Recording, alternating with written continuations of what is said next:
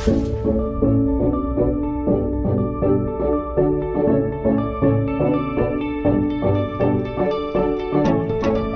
guys, jumpa lagi di Insis Talk, podcast by Insis. Gak terasa kita udah episode by episode gitu ya. Kalau kemarin-kemarin banyak kan dari kita yang ngomong gitu ya, dari gue atau Bro Doni atau Bro Pierre gitu. Kali ini kita kedatangan tamu spesial. Mudah-mudahan episode kali ini lebih atau jauh lebih berbuah daripada episode-episode yang sebelum-sebelumnya ya, karena kita juga kedatangan tamu yang dibilang legendary banget ya. Dia udah 20 tahun pengalaman ya gitu di sales gitu ya, terutama di banking industry gitu. Udah di banking mana aja dia udah, nanti diceritain deh pokoknya. Dan sekarang dia udah jadi sales training director di James Kui Success Center gitu. Nah, kita sebut sama-sama Mas Alfa Maulana. Oke, thank you. Salam kenal teman-teman. Thank you Mas Ernest, ada Mas. Ya. Thank you Mas Fir semua. Yes, gimana? Yes. Nah, gini nih, kita hari ini temanya kita bahas effective sales leadership in pandemic crisis. Gimana Mas Alfa kalau boleh diceritain gitu ya, pengalaman-pengalamannya sampai sekarang mengantarkan ke Mas Alfa yang sekarang gitu. Oke. Thank you Mas Ernest, Mas Doni, dan Mas Pierre, dan teman-teman semua ya dari Insistalk. Thank you sekali, terima kasih sekali udah mengundang saya. Ini memang saya kenal sama Mas Ernest sudah lama banget ya. Udah dengar nama Insis juga udah lama banget ya. Cuma maka kemarin agak-agak surprise, seneng semeriwing gimana gitu. Tiba-tiba dapat undangan mau ngomong gitu. Itu udah seneng banget lah ya. Itu benar-benar luar biasa sekali kesempatannya. Jadi kalau dibilang legendary tidak lah ya, dibilang legendary belum sampai ke sana. Cuma memang dari tahun 98 saya di sales, ya dari tahun 98. Ya, kalau bicara pengalaman sedikit saya cerita, dari tahun 98 saya sudah masuk di bank. Bank pertama saya BCA. Dan memang dari pertama di bank sampai dengan terakhir saya resign tahun 2012, itu saya selalu pegang tim. Ya, saya selalu pegang tim sales ya, dari BCA. Dari BCA pindah ke Danamon, dari BCA pindah ke Lipo Bank dulu, dari BCA ke Lipo Bank. Nah, ketika Lipo mau merger dengan Niaga, saya lompat untuk nyelamatin sebentar ke Danamon, jadi sempat pindah ke Danamon juga, ya. Biasalah, itu karena faktor panik, karena saya di Lipo itu baru sekitar 1 tahun, hampir 2 tahun, lalu ada isu merger. Nah, mungkin itu panik, takut, dan segala macam lah ya, lompatlah ke Danamon sebentar.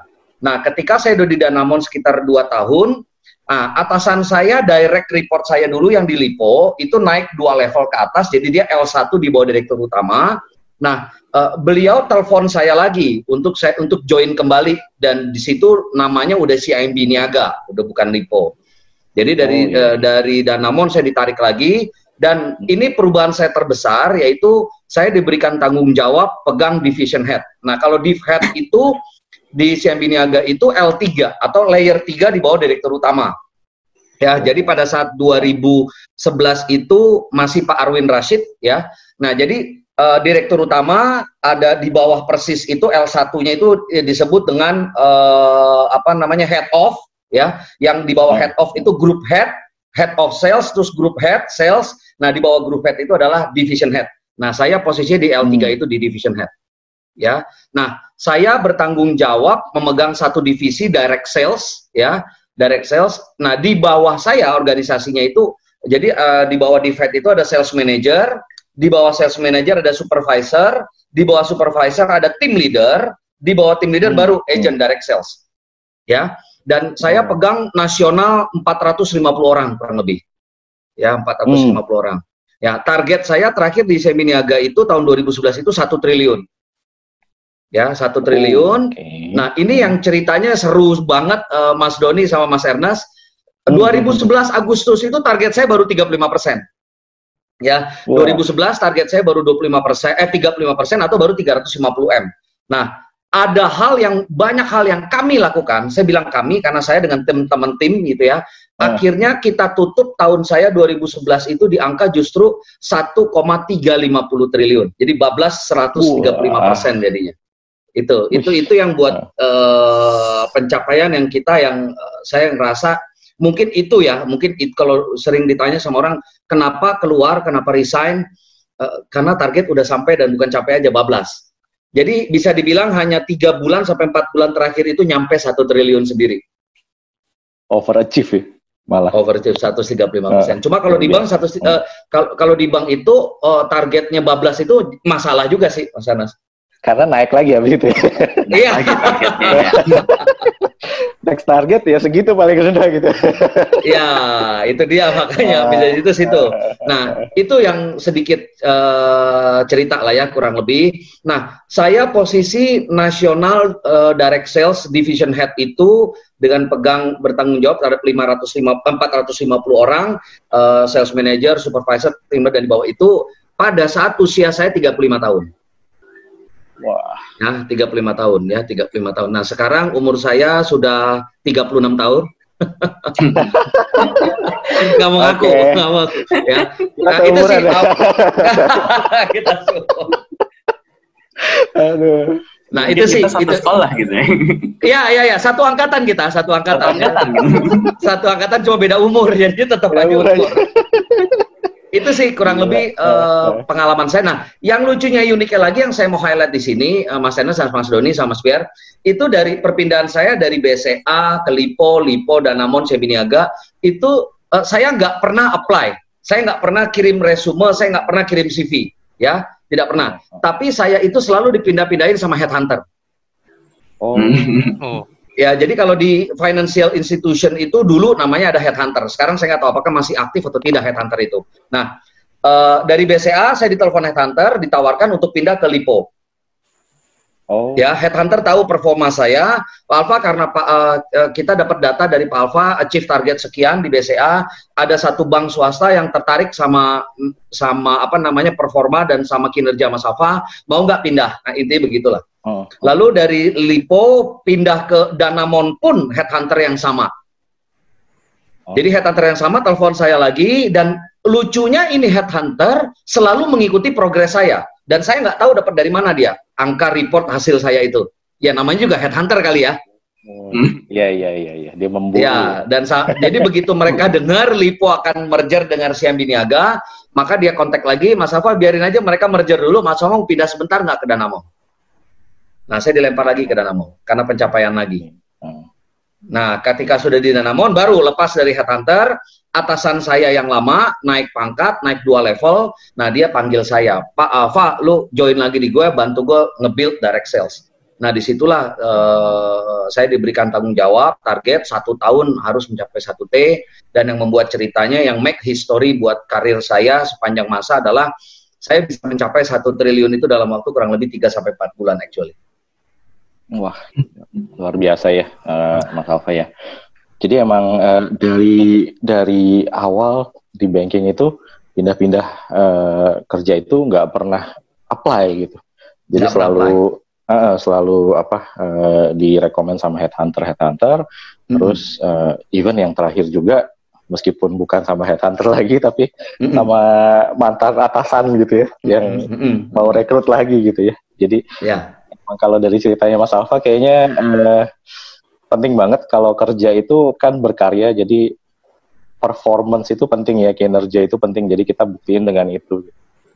Dan nanti hasilnya ya itu akhirnya yang seperti yang udah dicapai Mas Alfa gitu. Orang-orang yang melihat hasilnya mereka sendiri yang tertarik gitu sama Mas Alfa. Kerja bareng akhirnya.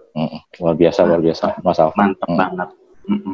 Nah, ini kalau dari Mas Alfa tadi udah cerita ya tentang pengalamannya gitu. Boleh di-share nggak challenge-challenge apa aja sih yang pernah Mas Alfa hadapin ya selama sampai saat ini ya, dari penjualan sama leadership itu? Ya. Oke, nah gini Mas Doni, Mas Ernest ya, memang kalau bisa saya bilang, apakah waktu saya memegang posisi tersebut dan mengemban tugas itu, apakah saya secara sadar udah mengembangkan? Belum. Secara jujur saya akui belum, ya. Nah, jadi apa justru dibalik setelah saya resign dan saya mengikuti beberapa pengembangan diri lagi, barulah di situ saya sadar ternyata tanpa saya sadari apa yang saya lakukan itu memang ada dasar teorinya. Ya, ada dasar teorinya. Lucunya seperti itu. Dan ternyata begitu semakin saya dalami, memang kondisinya adalah knowledge itu adalah apa ya? Pengetahuan itu jauh lebih tua dari segala macam sesuatu. Ya. Jadi insting-insting, feeling-feeling kita, intuisi kita itu sebenarnya terbentuk dari lingkungan di luar kita. Nah, lingkungan itu terbentuk juga dari pengetahuan yang ada. Ya, maka ketika saya resign dan saya memutuskan saya join langsung di timnya Mr. James Gui, yang kita sama-sama tahu beliau adalah bahkan Indonesia's favorite trainer ya. Jadi ini trainer yang favorit yang terkemuka sekali lah Pak James ya. Nah, saya join di timnya beliau, itu pas resign langsung join di tim beliau, berarti sekarang kurang lebih udah 9 tahun sama timnya beliau ya, memberikan kontribusi. Nah, di situ saya mulai mempelajari, jadi bukannya saya mempelajari, saya mencari landasan atau dasaran teori dari apa yang saya lakukan. Di situ, Mas Doni ya. Nah, saya cuma berpikirnya jadi begini, kalau dulu saja saya tidak menggunakan dasar teori, saya bisa mencapai atau achieve target seperti itu, saya dan teman-teman tentunya. Apalagi kalau saya dulu secara sadar ngembangin. Kebayang ya? Angkanya pasti jauh lebih baik, angkanya pasti jauh lebih baik. Ya, tapi permasalahannya ketika kita bekerja, kita dipepet dan kita di pressure oleh target. Hal yang paling sering kita tinggalkan adalah pelatihan. Iya betul. Terlalu fokus ngejar target ya.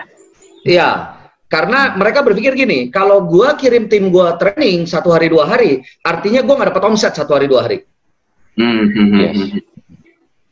Ya, padahal kita juga tahu bahwa kadang kita ketika kita ingin melompat ke ada satu lubang di depan kita, lubangnya itu semakin besar, pasti memaksa kita untuk mundur, ambil ancang-ancang, baru lari, baru lompat. Ya, kalau lubangnya tidak terlalu besar, kita berdiri di tempat langsung lompat bisa sampai. Tapi ketika lubangnya jaraknya terlalu besar, kadang memaksa kita untuk ancang-ancang mundur dulu.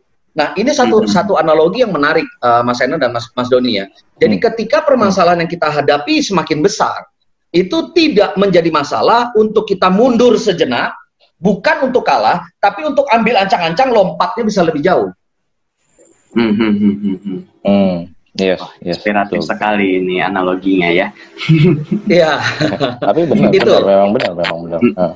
Ya, jadi bukan mundur, sebenarnya bukan mundur. Itu bukan mundur, tapi itu ancang-ancang. Ya, dan itu satu bentuk pelatihan, itu juga satu bentuk investasi. Sama seperti ketika saya sama Mas Enas ketemu ketika di pelatihan coaching ya. Ya. Caranya nih. Oh ya, Mas Alfa ya. I remember those old days ya. Iya. Banget sama Mas Alfa.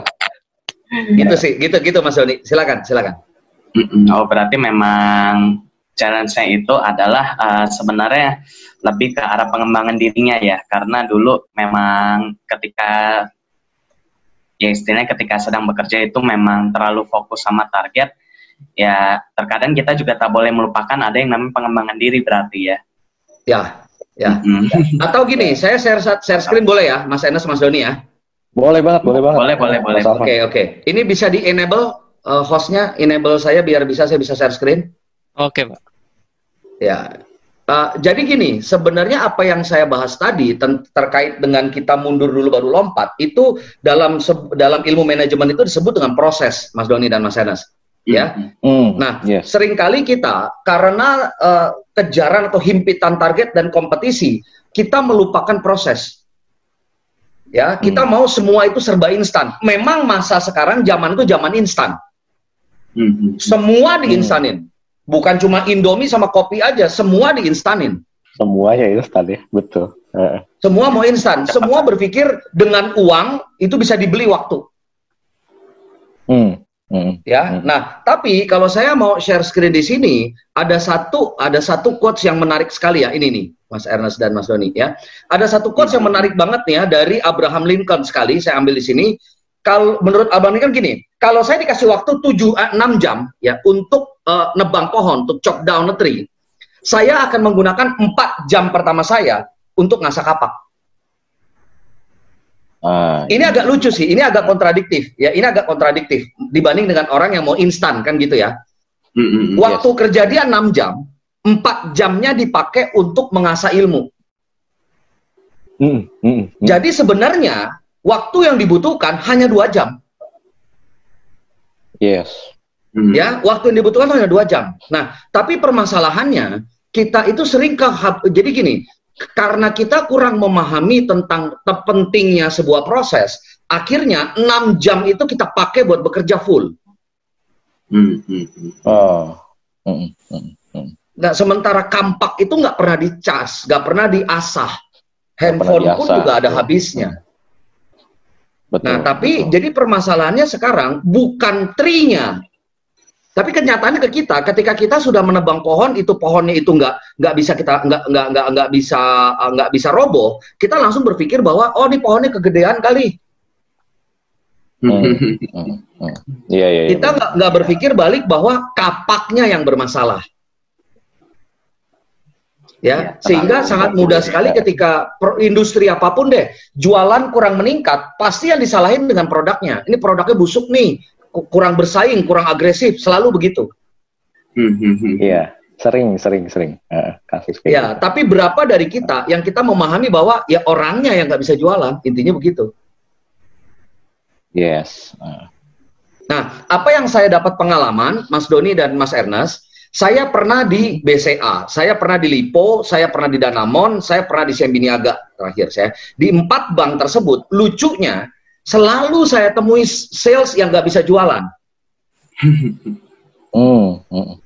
Ya, tapi ketika saya pegang pelatihan sekarang, ada orang bilang, Pak, kan perusahaan kita bukan perusahaan top 5, Pak. Bagaimana kita bersaing dengan perusahaan yang top 5? Wajar dong kalau kita jualannya tidak setinggi yang top 5. Saya bilang begini, saya pernah di BCA.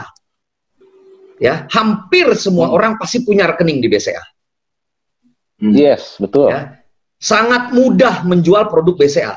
Tapi kenapa ada tim saya yang tetap nggak bisa jualan tuh di BCA? Walaupun ada di BCA ya. Walaupun di BCA. Lalu saya pernah masuk ke Danamon. Secara Danamon dibanding BCA jauh sekali rankingnya. Saya temui juga orang di Danamon nggak bisa jualan. Tapi ada juga yang berhasil. Angka saya nggak pernah di bawah 100% pencapaian. Selalu di atas 110. Wah. Jadi saya sudah pernah di BCA, target di atas 100, pencapaian di atas 100, pindah ke Lipo, pencapaian di atas 100, pindah ke Danamon, pencapaian di atas 100, pindah ke Siam Biniaga 135%. Berarti kalau melihat kondisi seperti ini kan terbukti ya, Mas Enes sama Mas Doni ya. Sebenarnya yang membuat saya sukses itu ini bukan sombong loh ya, ini bukan sombong, ini historical. Yes, betul, ini skill, ini skill dan ini proven gitu ya.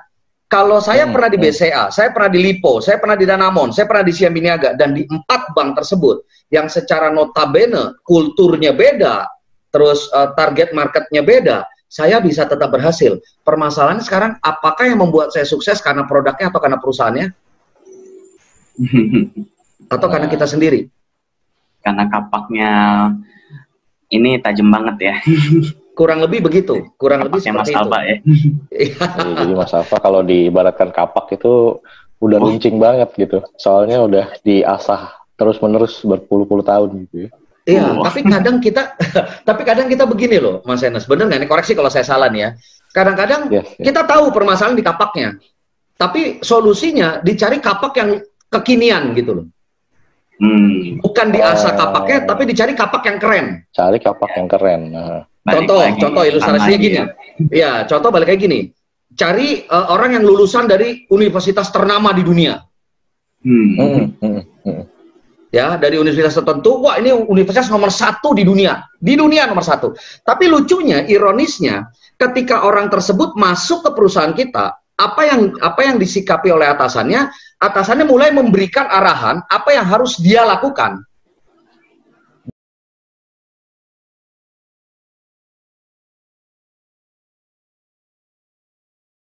Di perusahaan itu. Kan lucu ya? Kita hire orang dari perusahaan nomor 1, dari universitas nomor 1, kita cari yang IPK-nya cum laude, berarti ini orang udah high quality lah kan gitu ya.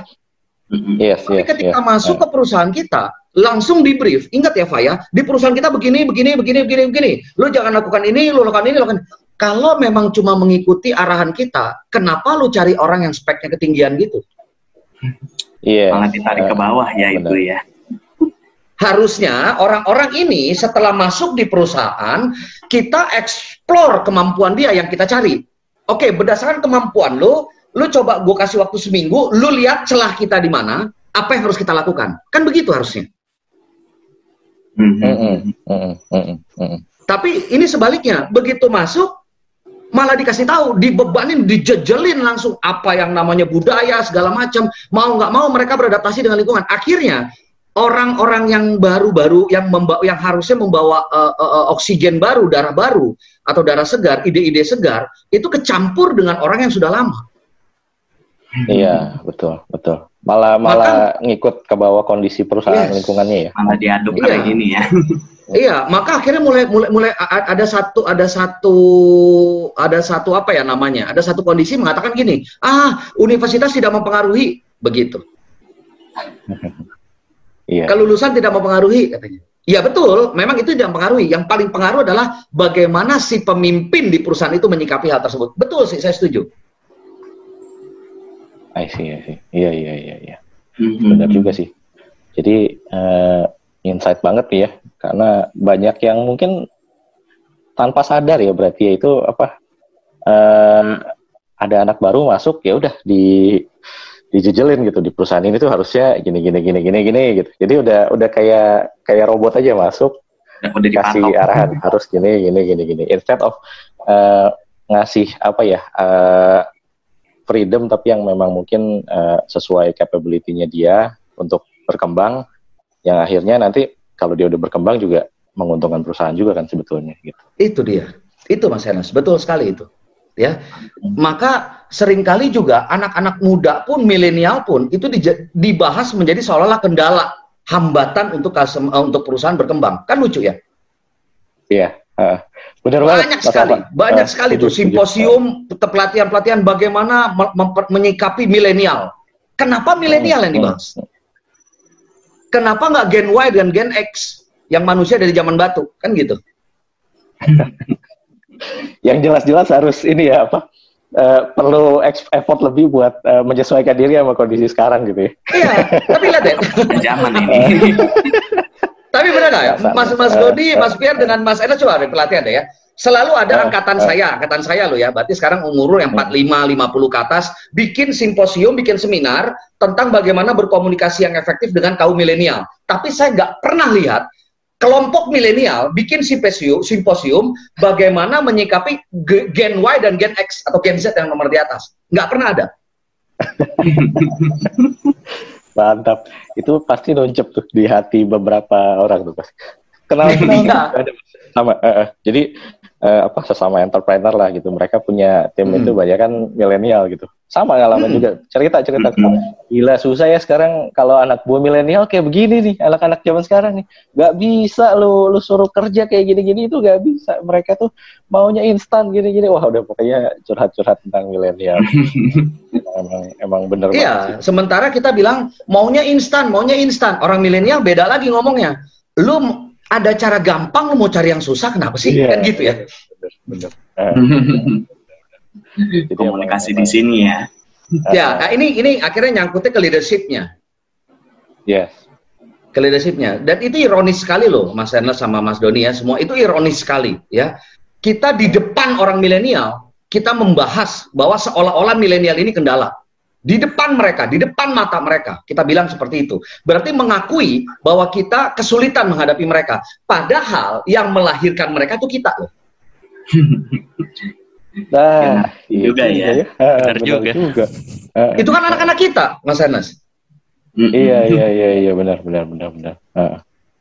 Ya, itu anak kita. Bagaimana kok ada orang tua yang bingung ngatasin si anak, kan gitu ya? Padahal dia yang melahirkan gitu ya. Ya mantap ya. Balik lagi nanti ke leadership jadinya. Jadi gimana cara leadership kita mengelola anggota-anggota tim kita yang milenial dalam tanda kutip ya. Gitu. Ya, itu kurang lebih, Mas Mantap Anas. deh insight-nya, Mas Alfa, keren. Terus sekarang kan lagi rame pandemi ini ya, udah lama nih, udah berapa bulan Indonesia masih ya nggak tahu lah ya, kalau dibilang puncaknya juga kayaknya belum gitu, masih naik terus gitu. Jadi kondisi tuh masih serba nggak pasti gitu loh. Nah, dari seorang ahli sales seperti Mas Alfa nih, sudut pandangnya gimana nih? Tips-tips kita nih pengusaha ataupun sales force di perusahaan yang sedang nemuin kendala di masa pandemi ini, ada tips-tips tertentu nggak? Tips khusus nggak buat tetap menunjang performance sales-nya? Oke, gini Mas Enes ya dengan Mas Doni ya. Pertanyaan kita begini, sebelum saya jawab ke sana, ini kita terjadi kan ada krisis ya. Yes, ada krisis sebenarnya. Nah, tapi kalau kita mau ngelihat sedikit ke belakang, itu pertanyaannya menjadi begini. Pernah nggak dalam bisnisnya Mas Ernest dan Mas Doni menjalankan perusahaan Insys ini, pernah nggak ada waktu 1 tahun itu tidak diganggu sama faktor eksternal? Dalam artian kita berbisnis itu stabil, nyaman, nggak ada masalah. Nggak pernah. Kalau saya ingat tahun lalu, Jakarta diserang banjir. Betul. Banjir luar biasa, sampai pool Bluebird kita lihat di sosial media itu tenggelam semua rata. Ya, selalu ada. Lalu kalau saya balik zaman saya dulu tahun 98 ada krisis moneter. Yes. Lalu pada saat zaman politik pilkada dan pilpres kemarin ada kerusuhan. Demo ya. Jadi di mana-mana. Iya, memang. Selalu ada sih. Selalu ada. Jadi setiap tahun tuh selalu ada primadonanya. Ada cerita ya. Selalu ada cerita. Ya, permasalahannya bukan begitu. Jadi gini, kondisi eksternal itu tidak bisa kita monitor dan tidak bisa kita kontrol. Ya, bagaimana bisa kondisi eksternal itu kita kontrol? Karena kita pun nggak tahu apa yang akan terjadi. Ya, tapi pertanyaannya ada 2, berarti ada faktor eksternal dan faktor internal. Kalau kita melihat saya kemarin melihat itu paparan dari gugus percepatan COVID. Ya, dia bilang gini. Ini menarik sekali nih, Mas Enes sama Mas Doni, bahwa COVID itu tidak bisa dihilangkan, tapi bisa dikontrol. Nah, ngontrolnya bagaimana? Ngontrolnya itu adalah dengan menjaga kesehatan. Jadi balik lagi, faktor eksternal dikontrol itu bukan menyikapi faktor eksternal, tapi mempersiapkan internalnya. Oke. Jadi kalau kita ngomongin, jadi pandemi itu nggak bisa kita kontrol. Kalau mau di-manage, dikelola, yang dikelola bukan faktor eksternalnya, tapi lebih kepada internal kitanya bagaimana. Jadi mengelola internal kita untuk menghadapi eksternal gitu ya? Yes. Contoh gini ya, jadi begini, kalau memang di luar itu ada pandemi yang tidak jelas kapan selesainya, apa akan terjadi. Nah, pertanyaannya bukan itu, karena itu di luar faktor kita. Tidak ada yang bisa memprediksi. Seluruh dunia kehantam. 215 negara. Itu menurut informasi dari Presiden Jokowi. 215 negara. Kalau kita bilang 215 negara, berapa ratus juta orang yang kena. Dan itu ada orang-orang pinter di dalamnya. Yang jauh lebih pintar dari kita. Mereka pun nyerah. Nah, berarti dalam kondisi ini adalah pertanyaannya bukan bagaimana mengatasi pandemi. Bukan.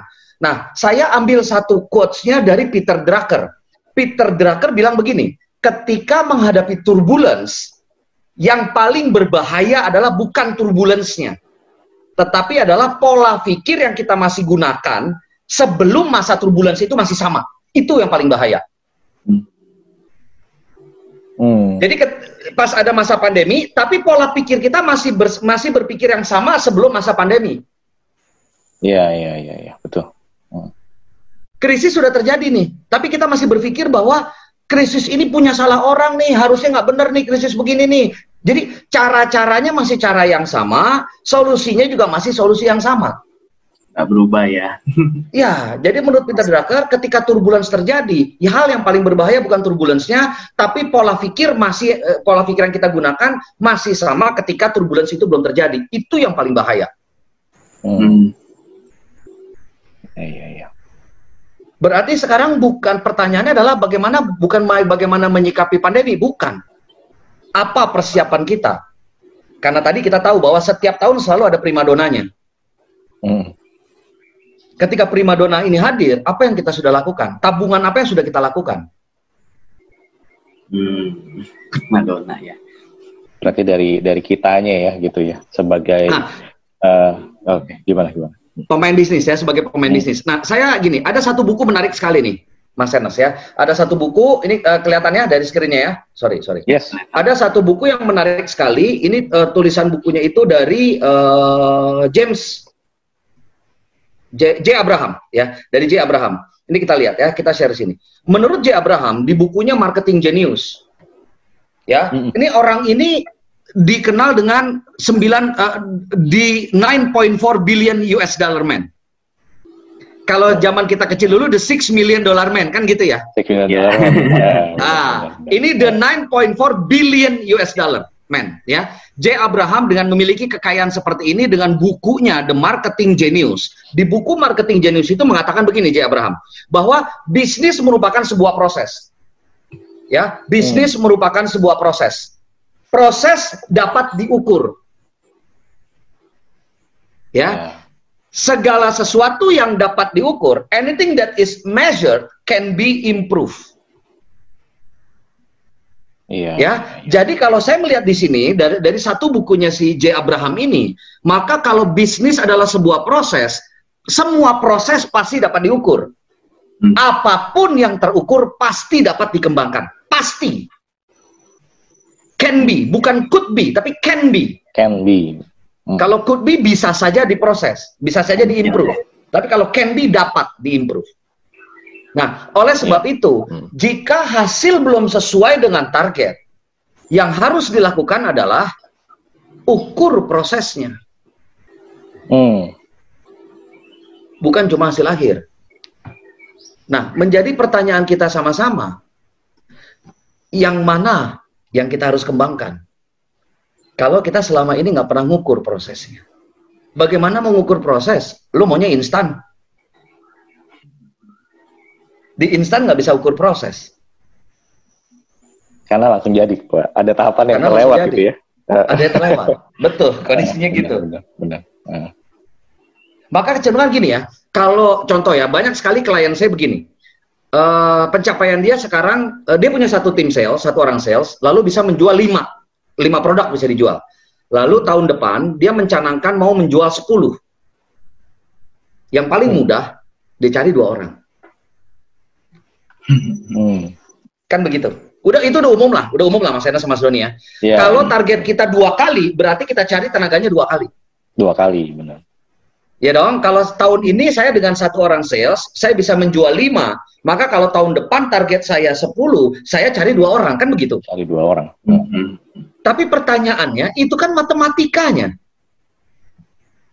Tapi manusia kan tidak matematika. Betul. Contoh, ilustrasi lagi.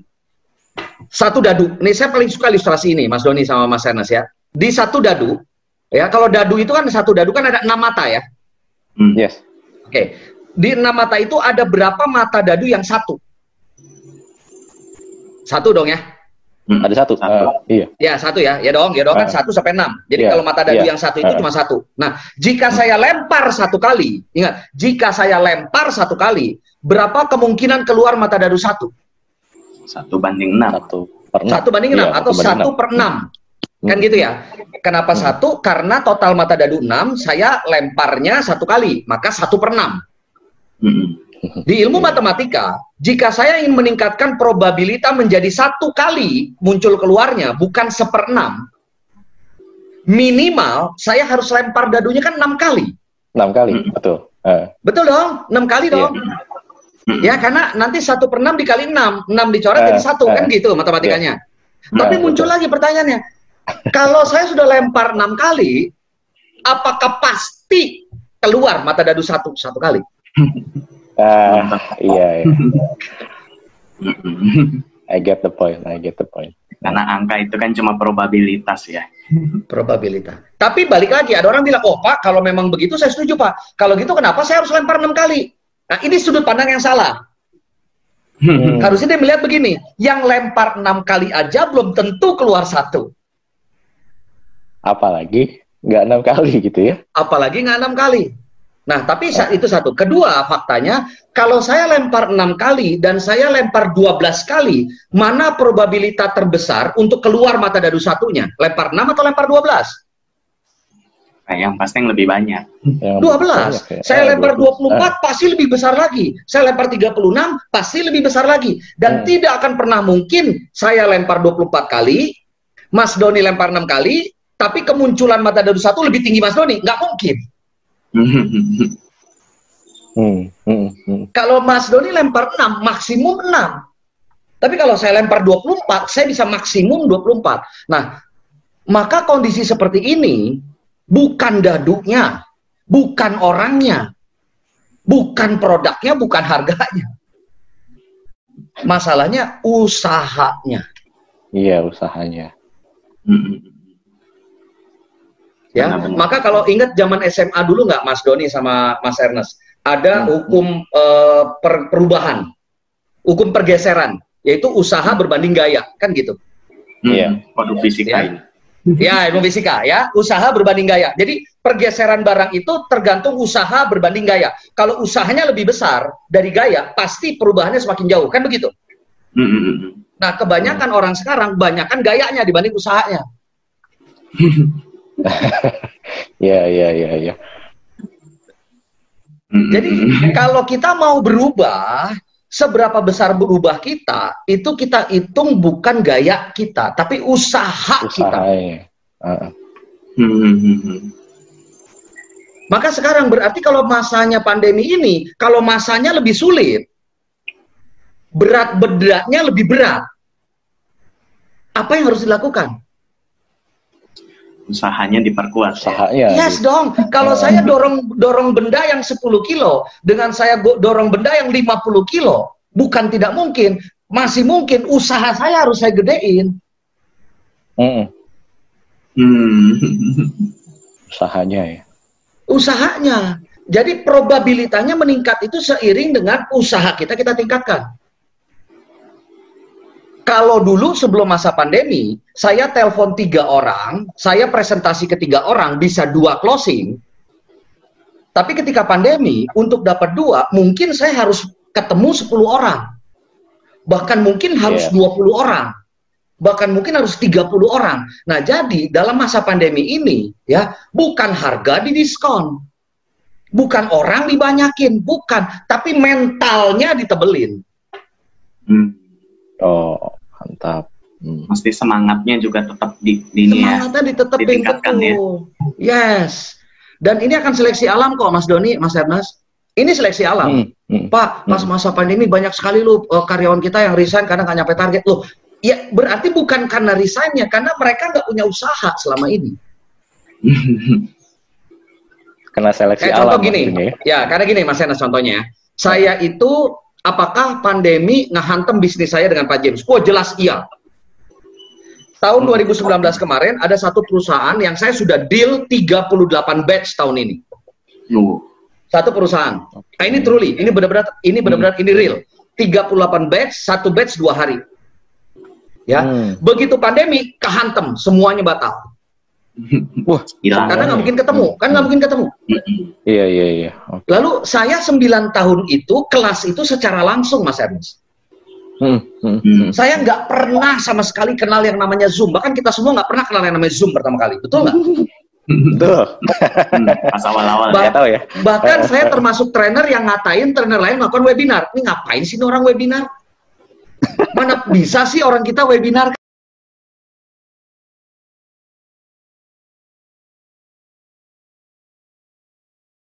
Kan begitu ya? Tapi begitu ini kehantam 38, 3 bulan nggak ada pendapatan, garing. Benar. Saya muter balik gimana ya, Pak James bilang, akhirnya Pak James duluan mulai, Pak James langsung buat webinar. Gregetan gue, Pak, karena gue ngomong sama laptop, bayangin aja.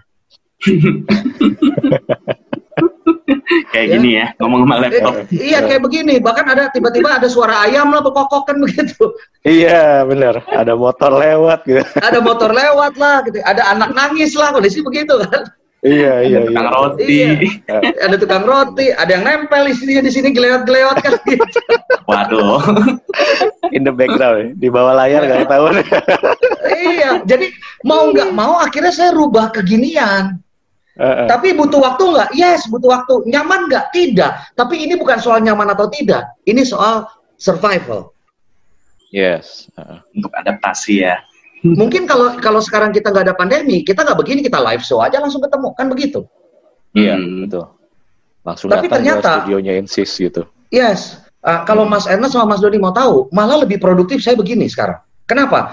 Kalau waktu dulu saya masih offline, ya, saya habis kelas sekarang, misal habis kelas ini misalnya, misal habis sesi ini jam 10 atau jam 11 nanti kita selesai ya. Udah, kalau ada mau undangan lagi, saya lihat dulu waktunya dan jaraknya. Sekarang enggak.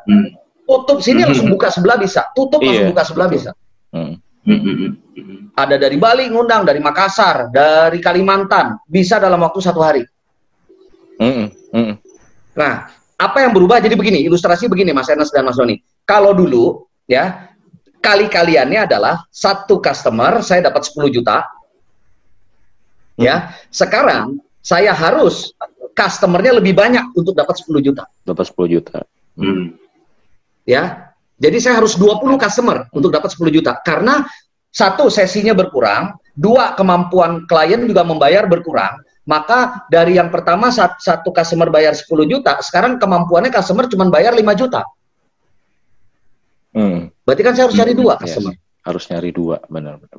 Atau kalau saya customernya turun bayarnya 1 juta, sementara saya nggak boleh di bawah 10 juta, karena itu kebutuhan saya harus cari 10 customer. Yes. Begitu. Jadi malah menurut saya lebih efektif jadinya. Ini habis dari sini tutup, udah ada lagi invitation-nya. Udah ada lagi, wah luar biasa. Mantap. Gitu. Jadi lebih efisien ya. Lebih bisa efisien. Satu kali ini bisa berapa webinar gitu. Kalau dulu mungkin ya benar juga bisa berapa. Biasa kita meeting 1 kali. Paling cuma 3, mungkin sekarang dalam 1 hari bisa dipampetin jadi 10 gitu ya. Yes. Jadi kalau kita melihat di setiap hal sulit, di setiap kondisi sulit, itu akan melahirkan satu teknologi dan satu cara baru. Benar. Ya, itu harus kita bisa melihat. Akhirnya sekarang ada kondisi seperti ini, dan saya yakin terobosan teknologi apapun yang ditemui, yang berhasil dirumuskan semasa sulit, itu tidak akan pernah bisa hilang. Ya, betul. Percaya nggak? Saya yakin. Ini model virtual class gini pasti akan terus berlanjut ini. Jadi new normal ini. Ada. Yes. Nah, maka kalau tidak adaptasi, mati. Betul, setuju. Betul. Nah, setuju itu jadi sama ingat omongan Mas Darwin. Nah, gimana Mas Ernest gimana? Ya, setuju sama Mas Alfa ya. Gue juga dulu pernah istilahnya tuh sebelum ramai pandemi ini kan sudah ada kenalan kita satu itu dia jalanin perusahaan dengan sistem remote kan. Dulu bilangnya sistem remote gitu. Jadi karyawannya itu nggak perlu ke kantor tapi laporan semua by remote, meeting by remote. Dan gue pernah ngomong sama Doni terang-terangan gitu. Mana bisa lu kerja begitu, nggak tatap muka. Wah, sama-sama aku termasuk yang skeptis juga. Even though dulu Jepang udah mulai sebenarnya. Akhir-akhir tahun lalu kan ya.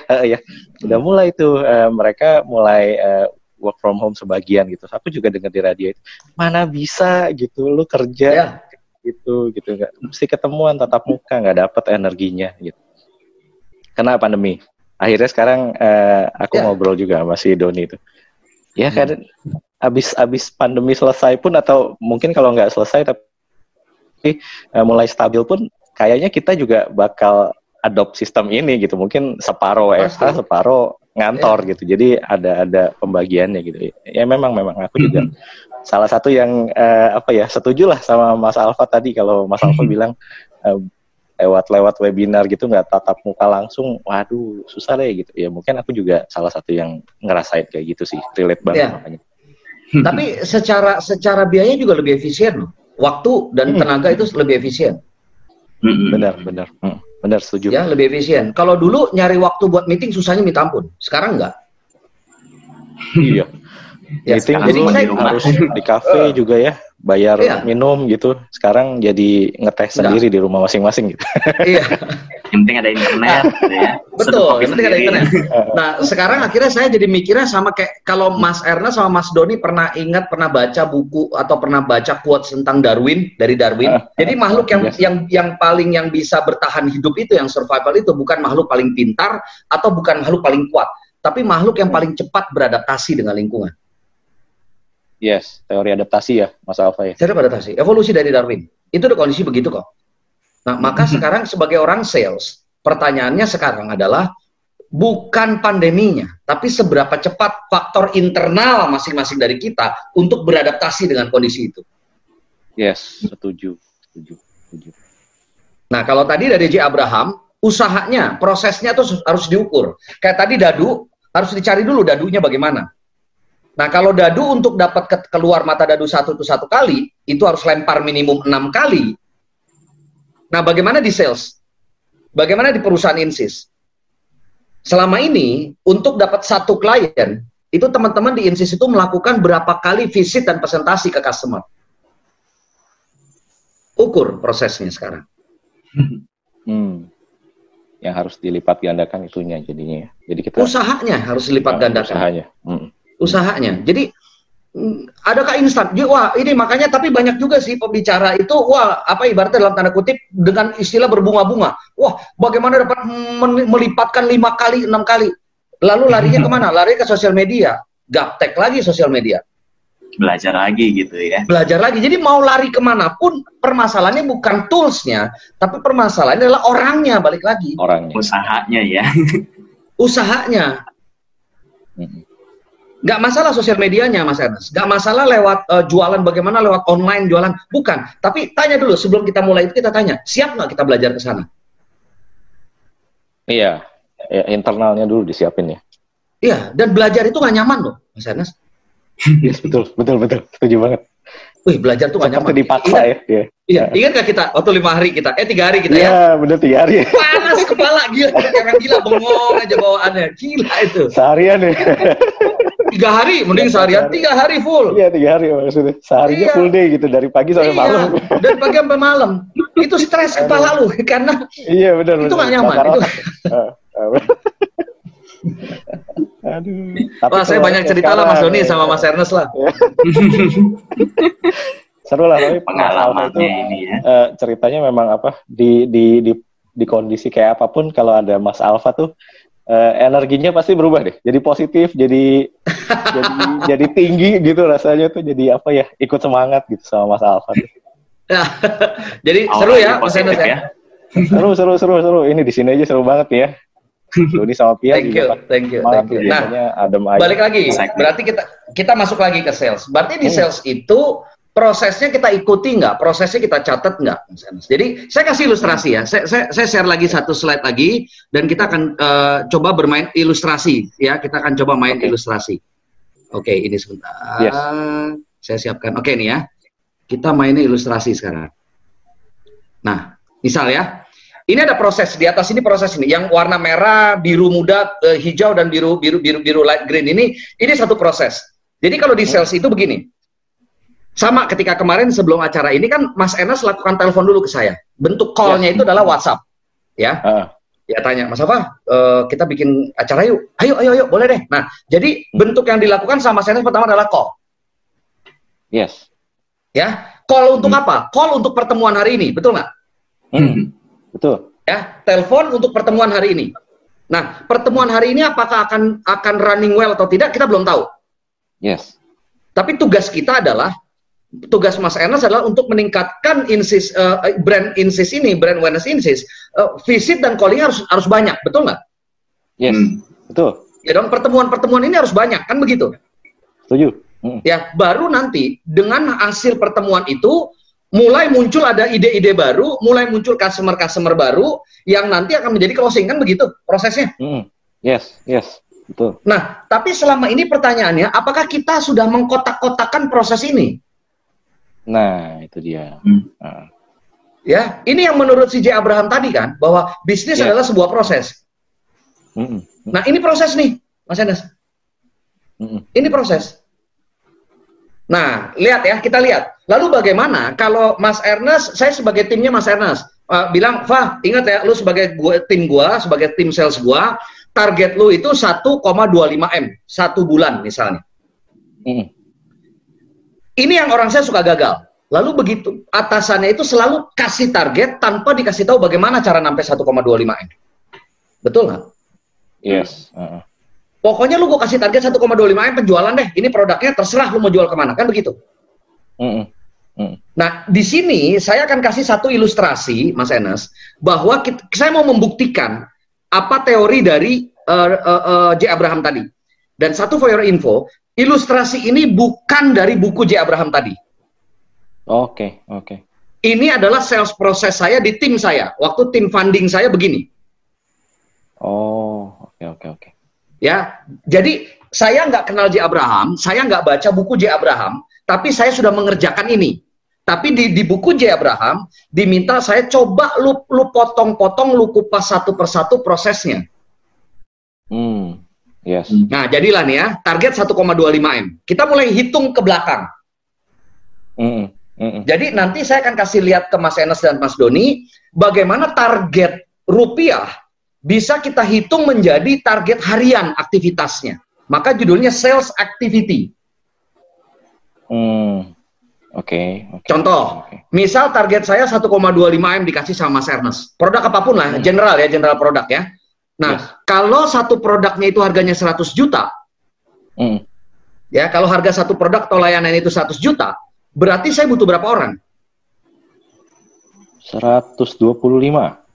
Enggak dong, 1,25 dibagi 1 juta. 13 dong. Iya, 12. Iya, 12 setengah, tapi 13. Berarti kalau produk atau layanan kita 100 juta, target saya 1,25, saya butuh 13 orang beli. Yes. Oke? Jika 13 orang beli ini, atau jika untuk saya dapetin 1 orang beli aja, bukan 13.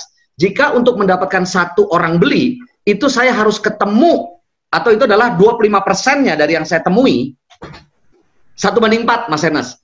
Yes. Ya, 25% 1/4 kan? Jadi saya presentasi ke 4 orang, 1 dapat. Baru dapat 1.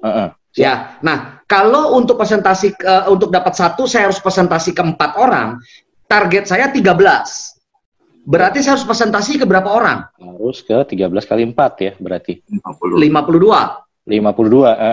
Ya, 52. Betul ya? Jadi saya harus presentasi ke 52 orang untuk dapat 13 orang closing. Nah, pertanyaannya menjadi begini. Siapa yang mengharuskan saya presentasi ke 52? Bukan Mas Ernest sebagai atasan saya, bukan.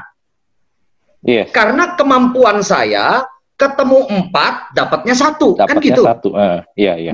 Kalau saya jualannya udah jago, presentasi skill saya udah hebat, saya ketemu 4 bisa dapat 4, kan begitu? Yes. Sama dengan ilmu dadu tadi kan? Yes. Success rate-nya lebih tinggi gitu ya. Ya, success rate-nya lebih tinggi. Success rasio ini ya. Conversion ratio-nya. Nah, ini kan ketemu visit. Yes. Berarti saya harus presentasi ke 52 orang. Jika untuk dapat ketemu 1 orang, itu saya harus telepon ke 10 orang. Atau 52 orang yang mau ketemu saya ini adalah 10% dari 100% orang yang saya telepon. Saya ambil 10%-nya aja rasionya. Berarti kan saya harus telepon ke 520 orang ya? 520 kali 520 orang. Oke, nah kalau ini 1 bulan, saya bagi 22 atau 23 hari kerja, ketemulah saya harus telepon 23 orang 1 hari. Yes. Nah, di buku J. Abraham, yang disebutkan dengan proses itu adalah yang rasio ini, Mas Doni dengan Mas Ernest. Appointment ratio 10, success ratio 25. Oke? Oke. Kita coba naikin prosesnya. Kata J. Abraham, kalau usahanya sudah diukur, tingkatin usahanya, hasil bisa naik. Kita coba. Rasio appointment-nya kita naikin jadi 20%. 20% dari 520 kan 104, betul nggak Mas Doni? Ya, betul. Ya, lalu success ratio-nya kita jadikan naik 30% aja. Berarti 30% dari 104 itu kan 36 kurang lebih. Atau 35%. Kita naikin 10% lagi aja. 35 orang. 35 dikali 100 juta, 3,5 M. Perhatikan, di rasio saya cuma naikin 10%, di sukses rasio saya naikin 10%. Hasilnya 3,25 M. Hasilnya naik 300%.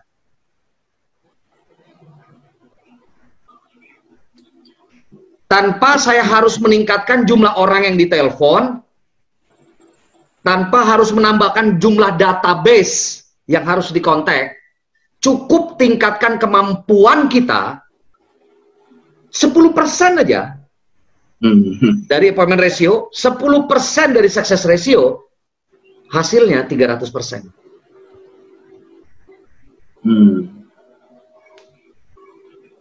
Menarik ya sebenarnya dengan begini ya, kelihatan. Ya, tapi pertanyaannya, kita ukur nggak angka-angka ini, konfigurasi ini?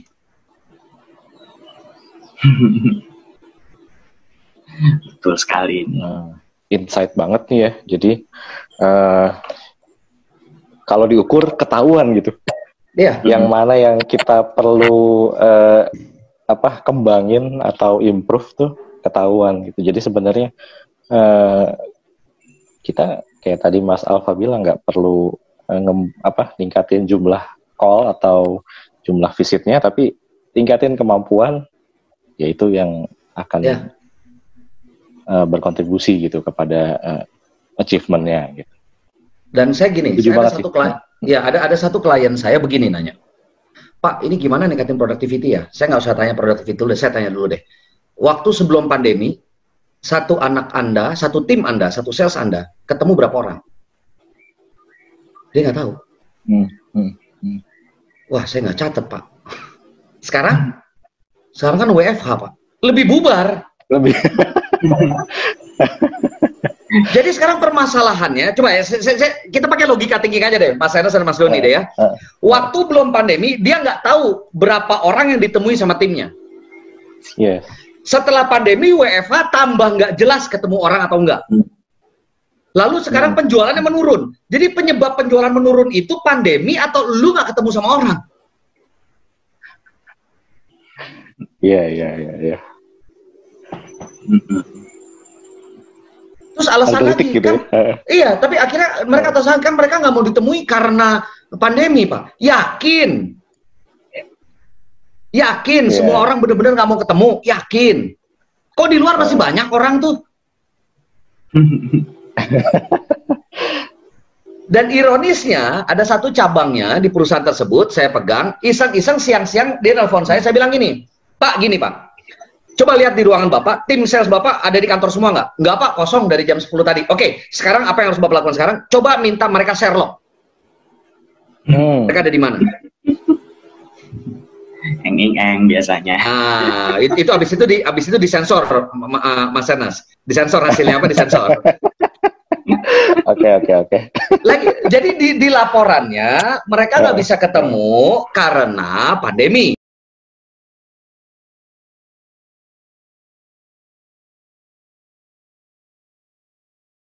Tapi di kesehariannya mereka nggak pernah ada di kantor. Iya. Lalu mereka di mana sekarang? Mereka ngapain di mana? Betul. Ya, tapi saya balik lagi lah. Itu akhirnya ketemu yang namanya bandelnya ketemu.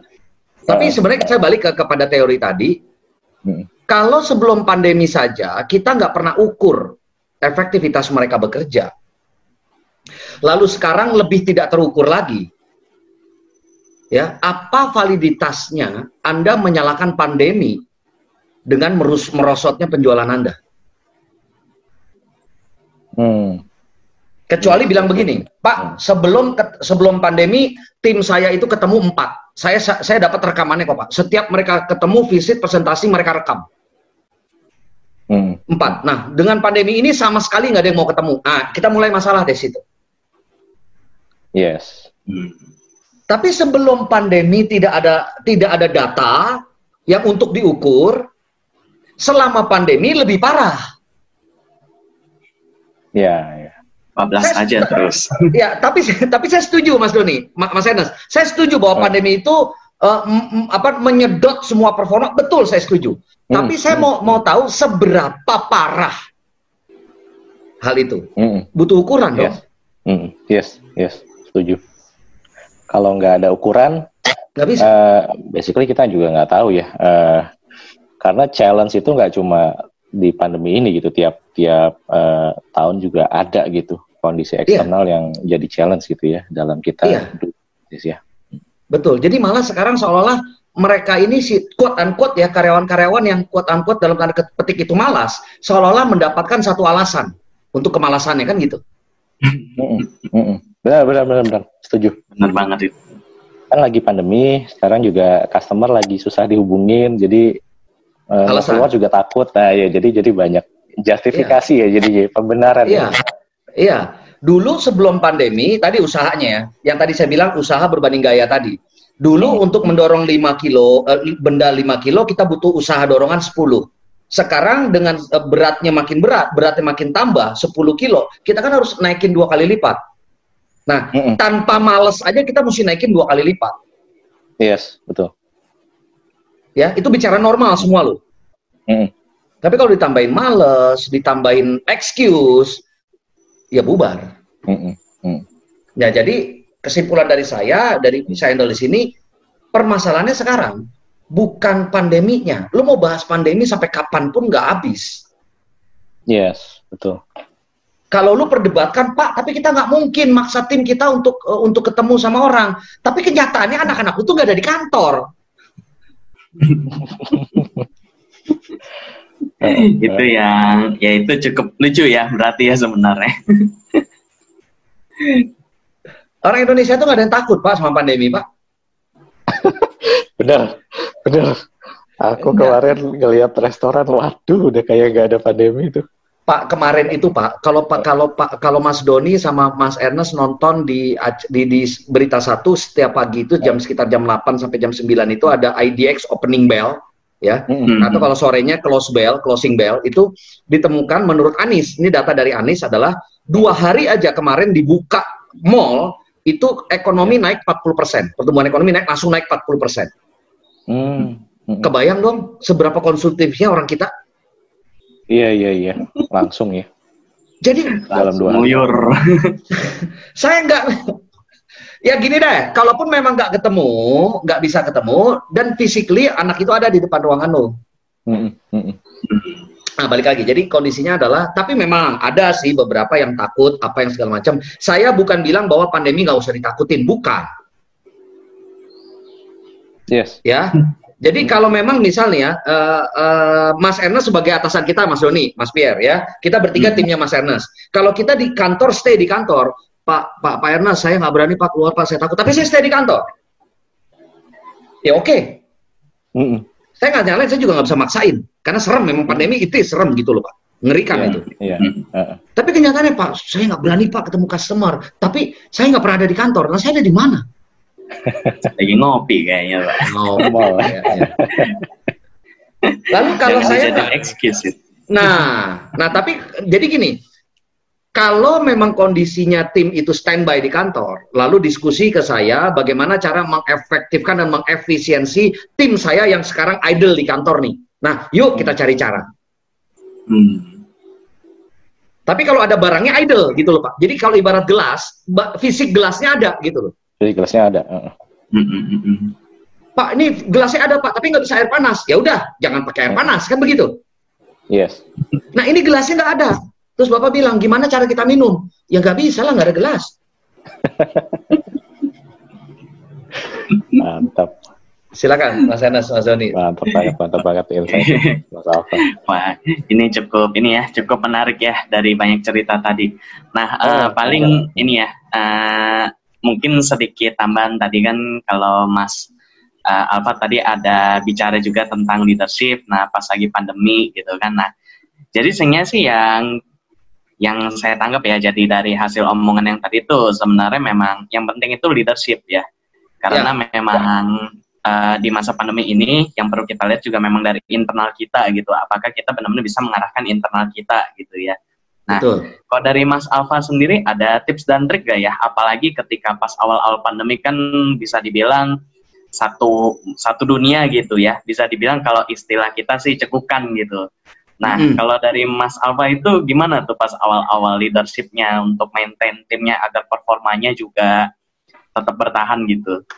Gini, Mas, saya mau pakai ilustrasi aja. Waktu itu pun memang ilustrasi itu yang terjadi ya. Kalau mungkin saya yakin Mas Ernest, Mas Doni dan semua teman-teman kita nanti yang lihat video kita ini pasti sudah kenal dengan yang namanya Pareto, hukum Pareto. Yes, Pareto. Ya, hukum yang lama lah Pareto ya. Nah, saya mau share screen lagi nih ya. Di hukum Pareto kan kelihatannya seperti ini. Ini kelihatan ya? Sorry. Sebentar. Ya, kelihatan. Sudah. Sebentar. Saya kasih ilustrasinya. Slide-nya banyak. Iya, ya. Ini hukum Pareto bahwa dikatakan hanya 20% saja dari apapun di dunia itu yang memberikan kontribusi 80%. Pareto kan begitu. 80 to 20 rules. Ya, 80 ke 20 atau 20 ke 80. Jadi biasanya kalau kita bekerja, waktu kita bekerja satu hari itu yang efektif itu tidak akan lebih kurang lebih hanya sekitar 20%. Oh, itu tested, Pak. Selama ini hukum Pareto ini belum ada yang bisa ngalahin, belum ada yang bisa ngebantah. Yes, benar, setuju. Ya, jadi saya pakai hukum Pareto ini. Ya, kalau nggak setuju ya bukan nggak setuju sama saya, ngomong aja sama Pareto kan gitu ya. Sama Pareto, benar. Ya dong. Nah, mungkin Pareto udah meninggal, Bu Reto coba cari Bu Retonya. Adanya Pierto di sini. Ya, Pierto. Waduh. Ya gitu. Jadi hukum Pareto itu adalah 80 to 20 rules. Aturan main 80-20. Di setiap 20% dari populasi, ya, atau hanya 20% dari 100% populasi yang memberikan kontribusi sampai dengan 80%. Atau sebaliknya, berarti sisanya yang 80 hanya memberikan 20%. Kalau pertanyaan tadi, ya Mas Doni dan Mas Ernest tadi tanya, kalau gitu bagaimana dong tipsnya? Mas Doni tadi bertanya untuk memanage tim bagaimana? Di tim pun terjadi begini, Mas Doni. Jadi mau nggak mau, saya akui dari 450 orang tim saya kurang lebih, itu hanya 20% yang memberikan kontribusi sampai dengan 80% pencapaian tim saya. Jadi 135% pencapaian saya itu 80%-nya dikontribusi hanya dari 20% orang. Tapi bukan berarti saya nggak perlu yang 80 loh. Yes. Kenapa? Karena saya umumnya belum bisa mengoptimalkan si 20%, kan begitu? Yes, betul. Kalau saya bisa mengoptimalkan kepada si 20% orang, seolah-olah saya nggak butuh yang 80. Kayak contoh gini ya. Ini kan di sebelah kiri ada 20, ada 80, Mas Doni ya, sama Senes ya. Nah, misal begini, saya punya effort saya 100%. Nah, effort saya berikan pilih, mau yang kepada 20% orang atau kepada si 80% orang. Misal, saya taruh kepada si 20%. Jadi, saya benar-benar dedikasikan semua usaha dan waktu saya 100% untuk si 20% orang ini. Lalu si 20% orang ini bisa menyerap 100% yang saya berikan, lalu performanya meningkat 100% pula. Jadi, 80% meningkat jadi 160% ya? Yes. Oke? Tapi kalau saya balik, saya kasih kepada si 80%, lalu 100% usaha saya itu diserap 100% sama si 80, dan dia bisa meningkatkan 100% usahanya, paling maksimum 40%. Yes. Tapi kalau saya berikan kepada si 20 tadi, dia bisa optimalkan sampai 100%, dia sudah sampai 160. Yes. Kalau sudah sampai 160, pertanyaan saya, extreme thinking, perlu nggak sesi 80? Belum tentu perlu ya, karena udah 160. Udah 160 dari yang 20% itu aja. Iya, tapi usaha saya kan nggak bisa 200%, Mas Enes. Usaha saya pasti mentok 100. Nggak ada usaha 200%. Betul. Nah, ini Pareto loss. Nah, ini menarik, ini hukum Pareto. Ini udah dari dulu kita tahu 80 to 20 rules. Nah, tapi balik lagi, ada satu buku lagi. Ini bukunya nggak dijual di Amazon.com, tidak. Ini bukunya e-book, Mas Ernest dan Mas Doni. Judul bukunya adalah ini, buku tulisan karangan dari Ann Anderson, The Power of the 4% Rule. Menurut Ann Anderson, ternyata dari yang 20% ini berlaku lagi hukum Pareto lagi. Jadi dari 20% orang yang memberikan kontribusi 80, ada lagi yang 20%-nya lagi yang benar-benar motor penggeraknya. Memberikan 80% lagi dari 20% itu ya? Iya, itu dia. Nah, 20% dari 20% adalah 4%. Jadi kalau kita bisa temui 4% dari tim kita yang benar-benar core dan inti, dia penggerak 80% dari semuanya. Nah, tapi kan kalau bicara 4%, 20% kan harus ada hitungan. Yes, betul. Nah, hitungannya pakai tadi simulasi yang tadi. Measurement yang tadi ya. Yes. The power of the 4% rule. Ini inti atom, Mas Enes. Ingat ilmu inti atom zaman fisika dulu ya? Iya. Ini inti atom. Nah, lalu bagaimana kita bisa menemukan? Intinya di sana, Mas Doni, jawabannya. Jadi ternyata kalau saya kutak-katik report saya lagi zaman dulu ya, ternyata orangnya itu aja yang memberikan kontribusi terhadap pencapaian saya. Tapi selama ini karena saya kurang mengetahui teori tadi, akhirnya saya pasti akan fokus kepada si 80. Karena saya berpikir si 20 udah bagus, nggak perlu saya handle. Udah, saya perbaiki aja 80 deh. Padahal ilustrasinya, kita fokus kepada si 80, fokus 100%, dia bisa berubah 100%, mentok cuma 40%. Nah, jadi PR-nya di segala lini. Kalau tadi Mas Doni tanya, di memanage tim, berarti cari si 20% dan cari si 4%. Ya, di dalam memaintain customer kita pun dari 100% customer kita cuma ada 4% itu customer yang benar-benar adalah loyal customer kita. Cari customer kita itu siapa, berikan pelayanan yang paling baik kepada mereka, karena mereka sebenarnya yang memberikan kontribusi terbesar kepada revenue dan income kita sampai dengan sekarang. Itu sih Mas Doni dan Mas. Wah, mantap. Pareto. Nah, ini ilmu yang kita tuh udah tahu, tapi kalau nggak ketemu Mas Alfa gini nggak dipakai gitu. Karena balik lagi kan kita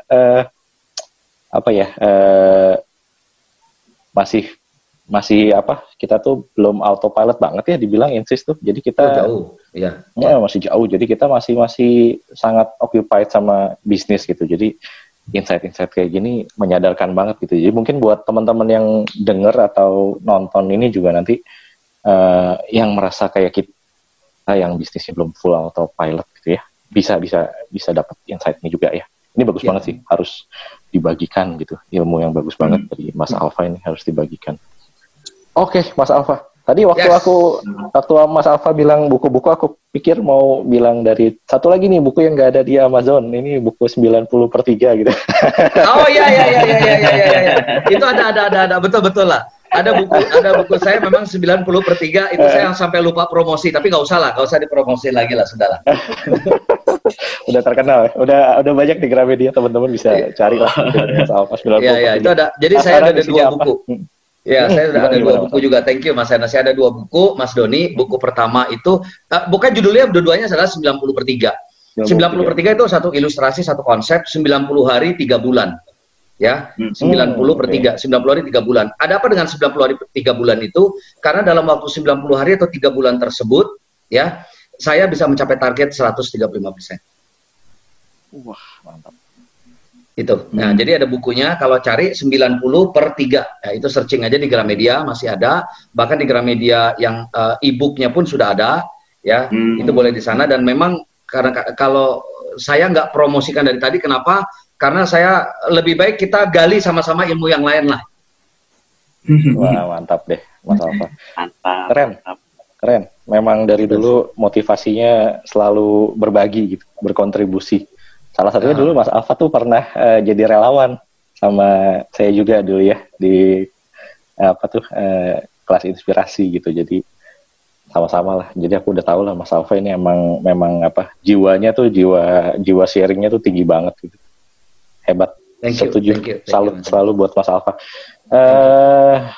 Gitu aja mungkin udah nggak terasa ya udah 1 jam lewat dari tadi kita mulai opening gitu, kita udah menyita waktu ya Mas Alfa sekitar 1 jam lebih lah. Ini kita thankful banget dapat ilmu-ilmu yang berharga. Episode kita kali ini sangat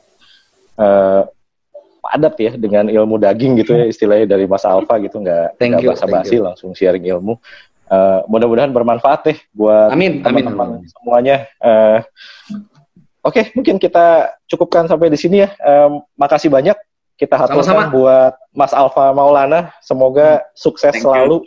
Amin. Depannya makin jaya, makin menginspirasi lah buat teman-teman. Sama-sama lah. Insis juga lebih mengudara dan lebih banyak revenue makin tambah lagi, makin memberikan manfaat buat lingkungan. Amin. Dan yang belum follow Instagramnya Mas Alfa, follow ya, cari Alfa Maulana. Nah di situ banyak ilmu yang di-sharing sama Mas Alfa. Dia suka bikin IGTV, suka simulasi ilmu-ilmu salesnya dia gitu. Karena dia orang yang walk the talk ya aku lihat. Jadi dia implement, dia udah menjiwai sendiri lah pokoknya lah. Nah dia bagi-bagi banyak konten di situ ya. Oke. Thank you banget sekali lagi buat Mas Alfa. Thank you. Bro Pierre juga thank you yang udah. Ya, thank you semuanya. Terima kasih. Sampai ketemu lagi. Betul, siap Mas Alfa. Sampai ketemu lagi di episode berikutnya. Stay healthy, stay safe, stay positive. Bye bye. Thank you, bye bye. Bye.